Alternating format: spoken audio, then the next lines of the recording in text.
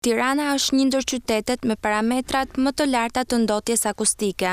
Sipas Institutit të Shëndetit Publik, më shumë se gjysma e banorëve të kryeqytetit vuajnë nga dëmtime permanente të shëndetit, të shkaktuara nga zhurmat e larta.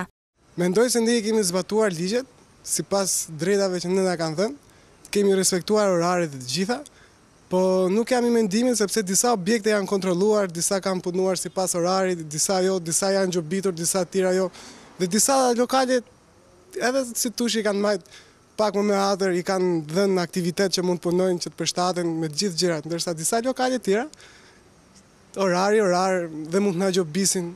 Ndonse prej 4 vitesh në Shqipëri ka hyrë në fuqi një ligj që cakton oraret dhe parametrat, sërish ai nuk ka gjetur zbatim.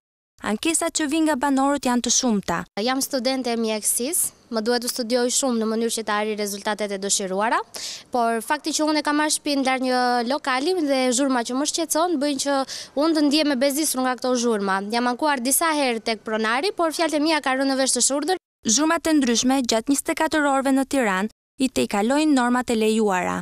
Edhe specialisti i Ministrisë së Mjedisit shprehet për këtë situatë.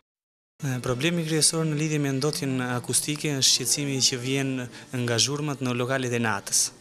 Madje për këtë specifikisht ka edhe një ligj. Qëllimi i këtij ligjit është mbrojtja si e shëndetit ashtu edhe mjedisit nga ndotja akustike. Sipas një studimi të fundit në Londër, është bërë jashtëzakonisht e qartë që ndotja akustike është shkaktare 3 lloje sëmundjeve, që janë hipertensioni, stresi edhe ka probleme me zemrën.